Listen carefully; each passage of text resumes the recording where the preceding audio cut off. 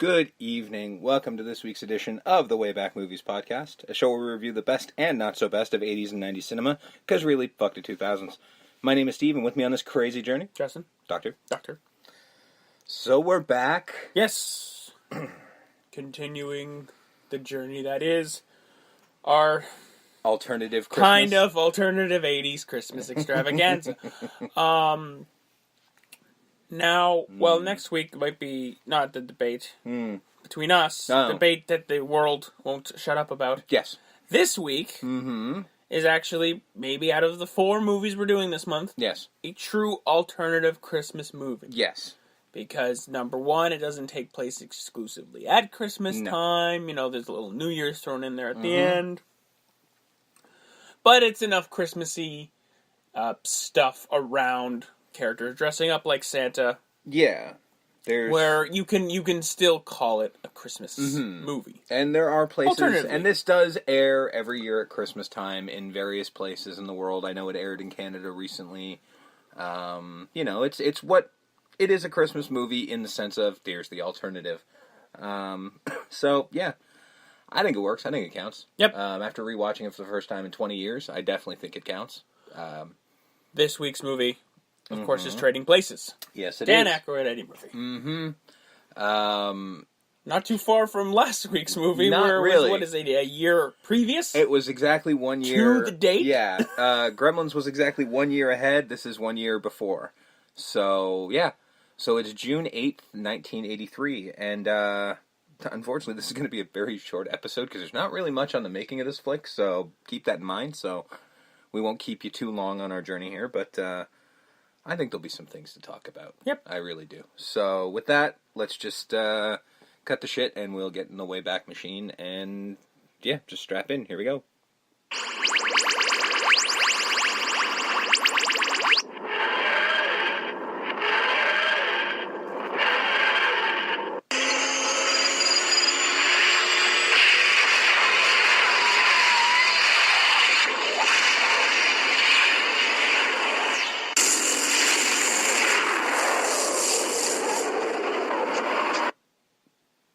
Wow.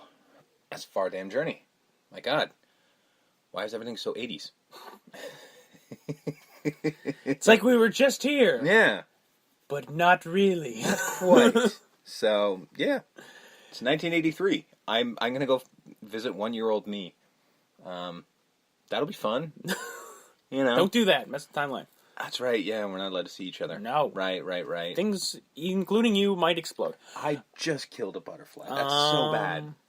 Yes, so Trading Places. Yes. Well, we're going to have some things to talk about during this movie. Yeah. This is definitely a movie that was made in the 80s. For sure. Yeah, so we'll get there, but first, the movie was directed by John Landis, written by Timothy Harris and Herschel Weingrod. Produced by Aaron Russo, the Cinema Group, and Eddie Murphy Productions, which is weird. This is only his second film. How did he have a production company? Very strange. Distributed by Paramount. Box office of $90.4 million against a budget of $15 million. Well, not bad. Yeah, good for them. So, as we said, the cast is Dan Aykroyd as Louis Winthorpe III. Eddie Murphy as Billy Ray Valentine. Ralph Bellamy as Randolph Duke. Don Amici as Mortimer Duke. Denholm Elliott as Coleman. Jamie Lee Curtis as Ophelia. Kristen Holby as Penelope Witherspoon. And the great Paul Gleason as Clarence Beeks. Paul Gleason keeping up his tradition of playing nothing but assholes. Yep. Plays a pretty good asshole in this movie. So yeah, those are the main players in the flick. So the theme is clearly Mark Twain's Prince and the Pauper. Like, you can't hide it. It's right there. Although I don't believe in the Prince and the Pauper, it was done because 2 old billionaires are fucking bored. Yep. Sorry, millionaires. It was the 80s. Yeah. Originally, it was planned for Gene Wilder and Richard Pryor, which would have been a very interesting turn. Would have been a different film, that's for Very sure. much so, because they did a run of flicks together, and if you haven't seen any of them, go, because they're excellent. I'm sure we'll cover a couple on the show. Oh, without a doubt. So Richard Pryor dropped out first, and then Eddie Murphy literally asked if they could just drop Gene Wilder too, because he's like, I don't want to be called the new Richard Pryor, so Yeah. let's just please just get rid of him if we can, nicely, hopefully, but yeah. Apparently, they had a really hard time convincing the studio to cast Jamie Lee Curtis because everything else she'd done for this was basically horror. She'd been a screen queen up until pretty much this movie. Yep. So this kind of gave her her turn as something else other than mostly the scream queen. It's a hell of a role too. She does a great job in this movie. Writers used to basically hang out with drunk traders. That's how they kind of got the idea for everything. Is that they would. In LA, it was weird because the time difference, because everything is mostly done in New York. So the time difference between LA and New York, they had to get up very early in the morning. So it was about 2 p.m. when they started getting fucking wasted. So they would just go and hang out with them and find out everything about trading and shit, inside trading and shit like that. So, yeah, that's very interesting to be hanging out with a drunk dude at 2 p.m. in a bar. So this is a weird story. It might take a little bit of explaining. During the filming, director John Landis was not on trial, but he was under investigation for involuntary manslaughter for the Twilight Zone movie. Oh, yeah. That thing. Yeah, so in case you're wondering what the hell I'm talking about, when they filmed the Twilight Zone movie, John Landis and I think it was 8 other producers were indicted for this. They were doing a stunt where the actor Vic Morrow and 2... Asian children. I don't remember their names. I didn't bother writing them down, unfortunately. I apologize for that. They were working very late, so they were already breaking California laws about children working, so he did plead guilty for that.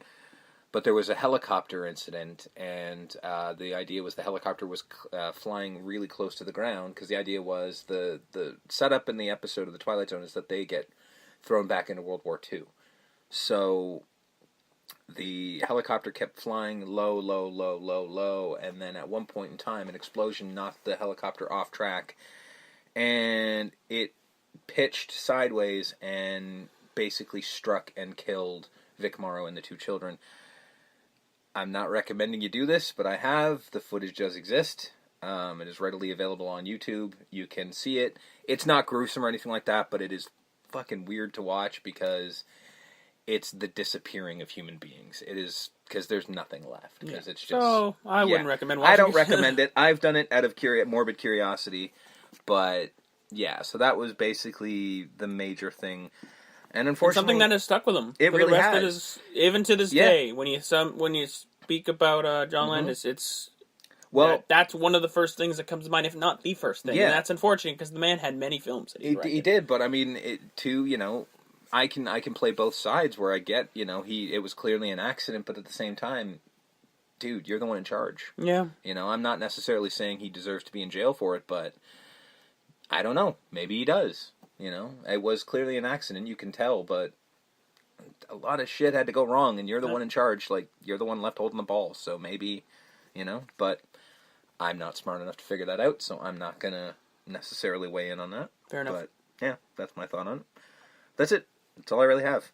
The only other thing I could gather from from what I read, was apparently this is an Italian Christmas classic. Yes. Yes, I read about apparently that too. In Italy, every year since this movie has been released, yes, they play it on TV and they make a very big deal that Trading Places is a Christmas classic. Well, actually, one thing I forgot to write down, in 1987, when it aired on TV for the first time, it actually was the highest rated feature film shown on television at the time. So there you go. Clearly, people like it. And also, I think there's some stuff about how, because of the trading and what happens in this movie. I'm going to get to that. Yeah. I have that down. There's a couple things I have for during the flick and one for after. That I thought was very interesting. Yeah, I did too. So we'll get to that. The first 3 minutes of this film is literally shot, I'm assuming, by the Philadelphia Tourism Board. Yes. Because it is just shots of the rich and the poor in the city of Philadelphia. Now, there's 2 things about this that is kind of awesome. In one of the shots, and I looked and I couldn't see it, but apparently if you look at one of the first overhead shots, you can see the Rocky statue. I saw it. Did you see it? Because I didn't see it. It's brief, but it's like, there he is. Because it was actually in the place it was when they erected it in the movie, because it was there for the filming of the movie, for Rocky 3. They actually have moved it since to the base of the stairs, but this is actually at the top of the stairs where they showed it in the movie. So, yeah, that's there. And also, when the dude's stacking the cream cheese, apparently the brand on it actually says Landis. Well, So, there you go. There you go. But yeah, it's literally just like, here's Philadelphia. Isn't it something? Yep. City of brotherly love. Come, try our cheesesteaks. Mm-hmm. And then we get one Apparently of our those are really good, too. Yes, they are. We get one of our main characters, Lewis Winthorpe III, waking up in his very pampered way. Yes. With Coleman as his manservant. Now, that was one thing I wanted to talk about. Okay. Now, I did a little bit of research. He says later on in the flick, when shit goes awry, that he has, I believe he says $150,000 in the bank. I did some research, and that equates to about $370,000 in 2017 dollars. Does that seem like butler money to you? Like, every time I hear about dudes having a butler, you're a millionaire at least. I don't know. Again, it's the early 80s, so maybe... Yeah, but, I mean, 370 grand, like, that's good money. Like, don't get me wrong. I wish I had 370. Well, he's not in a mansion. He's in a penthouse he in is, Philly. But he's got... So he doesn't have mansion money, but he has penthouse money. Yeah, but, I don't know. I feel like, wouldn't you rather buy... Well, no, I guess you couldn't. I would say, like, wouldn't you rather buy the mansion and leave the butler out? But no, how would you clean the mansion? Plus, I think it's, when he gets booted out later on in the film... That's on the behest of the main antagonist of this film. So my guess is they're kind of footing the bill. For maybe that's Coleman, actually, yeah, you're right. That's absolutely... and the penthouse. They may not be paying for... Well, no, they might be paying for Coleman, because they did kind of get Coleman to go along with it. Yeah, so maybe they are. I think because he's the prized pig here, because he's their main stock guy, as he says in he looks at the paper, he's like, you know what? Pork bellies is what's today. Yeah. So yeah, maybe they're paying. That's for what Coleman. I'm guessing. Yeah, we do get introduced to our main antagonist, Randolph and Mortimer Duke. Yes, the Duke brothers. It's funny, like, because when I was looking, full disclosure, when I do my notes, they're usually before I watch the flick, and I hadn't seen this movie in like 20 years. So when I'm writing the name Don Amici, I've heard the name 1,000 times, but I didn't know why until the very second I saw him. I'm like, that fucking guy. Yep, he's in like everything in the 80s. Like, everything I love in the 80s, this dude's in it. So I was like, holy shit, he's in it. This is going to be fun. And then we get introduced to our other main protagonist, Billy Ray Valentine. On his board, in his sunglasses, pretending to be blind and crippled? Crippled? I don't know if that's okay anymore. I really don't know.